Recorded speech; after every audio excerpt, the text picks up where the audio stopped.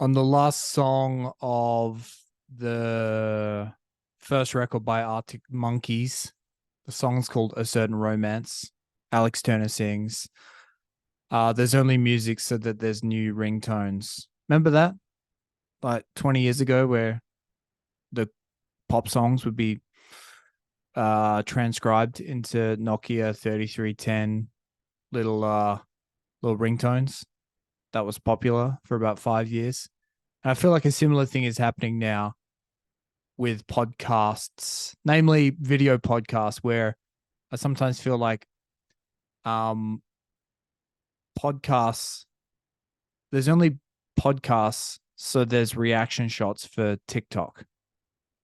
Because I remember cards on the table. I wasn't a part of the very first wave of podcasting. I wasn't on the fucking Adam Curry, Adam Carolla initial frontier. I would say I caught the second wave where like Mark Maron, Joe Rogan, those guys kind of had like they were the big names already, Bill Burr. So I wasn't there at the very beginning, but I got in relatively early.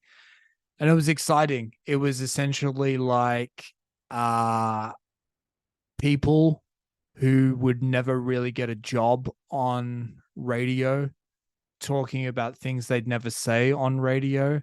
And at the time, and this is perhaps the real icing on the cake, it was like the complete lack of advertising. So it was really just, people using podcasts to promote their own stand-up shows or whatever. And there was just very little commerce in the way of the content. So those early days of the podcasting boom were amazing, especially like for someone like me who got in at the second wave, because by that point it'd been rolling for like 3 or 4 years already. So I was like, holy fuck. I remember I got into Maron's podcast at around like episode 150. And then I found some like torrent site thing where I was like, great, I can go back through I've got like 150 episodes to binge. And then I was listening in the present at the same time. So it was really cool to be able to kind of get stuck into all that shit. And it was exciting. It was exciting as a listener, but you could tell that the people doing it were excited. Joe Rogan's talked about this ad nauseum, where he was like, he got the idea from Tom Green's setup in his home recording studio, where I was like, holy fuck, yeah, just do it yourself. You're not constrained by network television, what you can and can't say, and then the format. You have to keep the conversations to snappy 7-minute chunks to fit in the ad breaks. Fuck that. Do it on your own terms. So it was very fucking exciting. And every moron and his dog, myself included, decided to create their own podcast and get involved. And then at a certain point, that kind of transitioned into video podcasting because of Rogan. Essentially, he was the one kind of proponent of the video podcast, even in the very fucking early days of the JRE, when it was just like three of them on a couch. And then that transitioned into the kind of the version of the Joe Rogan studio that everyone knows, with the table and the people. But so he was doing video forever, and I think that that's what kind of helped him ascend. Not necessarily because the video was that amazingly entertaining, but it just allowed him to dominate the YouTube landscape, and that allowed him to get really big. Hence the Spotify deal. And so even though Rogan wasn't really, it was really always primarily an audio thing for Joe Rogan. There were the occasional moments where fucking Elon Musk tried to smoke a joint like a fucking 12-year-old, try not to cough, man. But by and large, you just listen to it for the audio. There was nothing that impressive happening video wise, but he dominated the YouTube space because you could have the fucking YouTube pod playing in the background and not bother about the video and just listen to the audio. And then that heralded in the fucking rise of the video podcast, because the pretty people arrived. And now basically we're at a point, all the cool stuff has been kind of sucked out of podcasting because everyone has a fucking podcast, myself included. But yeah, I guess the appeal of it originally is that it was like radio but cool. Now it's like TV but with like just bare bones production. It's like TV designed to, like I said, to get the reaction shots for TikTok. Epitomized by Plug Talk. If you're aware, Plug Talk is the podcast. Can you even call it? Yeah, I guess it is. It's a video podcast. I'd like to know the numbers of who's listening.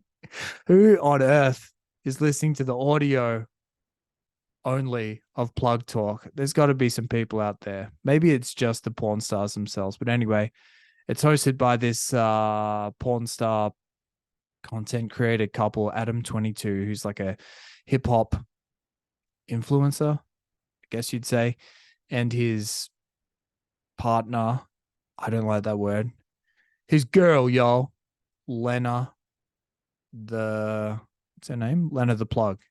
And yeah, they have a porn star chick on the show, and then they have a chat, and then they fuck them at the end. They have a threesome on screen. So yeah, that is the epitome of doing something for the I guess the eyeballs. You're I don't know, just thinking about where it came from in terms of like the gonzo experience of uh the dingy just recording in my Marin's garage stuff. Now it's on a, you know, like essentially a porn set, and with lighting guys there and people multi-camera shoot. And yeah, I guess the kind of guerrilla radio style of it originally was interesting and fun, but now, you know, Plug Talk is like a garish example, and actually kind of no hate towards them, because I think it's kind of genius.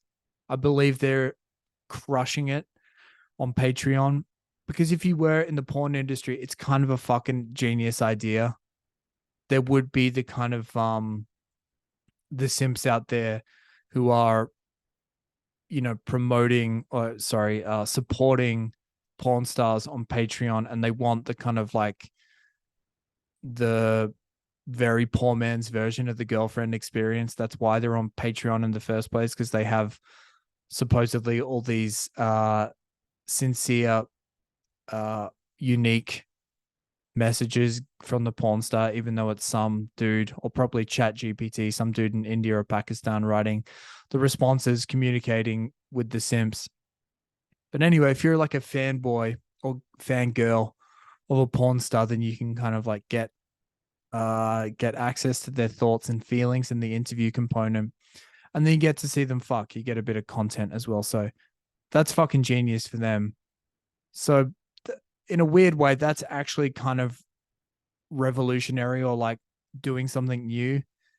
It's more just the kind of spate of every other show, every other talk show looking exactly the same now. Like the fucking the one that I aesthetically, content wise and kind of aesthetically, that I dislike the most is the whole kind of your mom's house network now, I guess. Two bears, one. It's just like a boring talk show. And it just kind of like, you know, like the whole medium is the message thing, where you'll stumble upon a new way of delivering information, and then it's almost like this game theory thing. Then the everything will just end up looking kind of similar. I think the set on Two Bears, One Cave is like the median in the new video podcasting space, where it just looks tired and obvious, and it just looks corporate essentially. And it's I always think back to that fucking thing in Trainspotting, the movie, where they're shooting the dog at the park with the air rifle, and they're talking about Lou Reed, and he's like, take Lou Reed for an example. At the start, he was in the Velvet Underground, and it was fucking brilliant. Heroin, waiting for the man, all that shit. And then he gets older and does his solo work, and it fucking sucks. That's the story of life, mate. Things start off cool and then it just goes downhill from there. You're good for a while and then you're shite. There's nothing you can do about it, mate. I think that's just the way you got to look at it, is that the fun has been sucked out of it.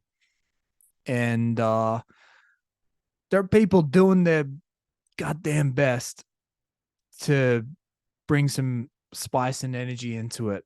The Adam Friedland show, Matt and Shane's Secret Podcast. Their aesthetic I fucking like. It fits the vibe. Their show is all about just feeling like you're hanging with the bros. And again, it's one of those things I don't necessarily want to watch because it's just three dudes sitting on a couch. But you have it on in the background, there's a particularly funny gag. You can refer to the video and you feel like you're in the room yucking it up with your bros. So I think there are people in the Adam Friedland show, they're doing all their weird skits and they're kind of like meta interviews with mainstream celebrities and all that stuff, which I guess I find the novelty of it's interesting for about 10 minutes with the Jadakiss interview and all that recently, but I kind of don't really get it. But I want them to succeed. I like what they're trying to do, but ultimately you can't chase the dragon. I think you got to realize that the fun has been taken out. As soon as the money comes, the fun leaves and it goes elsewhere. And then it's your job to figure out where the fun is going to go next. Is a long story short. So anyway, and yeah, I guess probably my biggest thing, and like going back to the two bears, one cave thing. The biggest problem I have with video podcasts is that if you're going to do video, you kind of want something interesting to be done with it. Like, but so therefore, if you're not going to do anything with video, don't have it.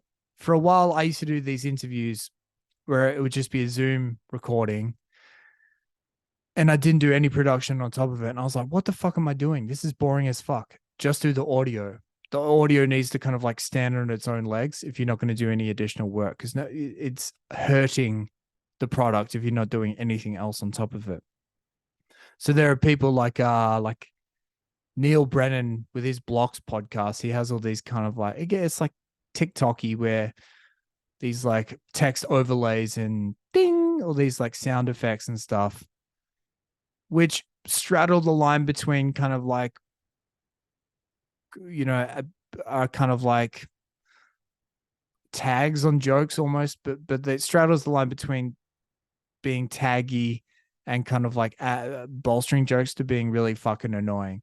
But at least he's having a go, is my point, is that at least if you're gonna do video, try and do something interesting as opposed to just two people sitting there talking. Anyway, this is a long one. Let me know what you think in the comments. Cheers.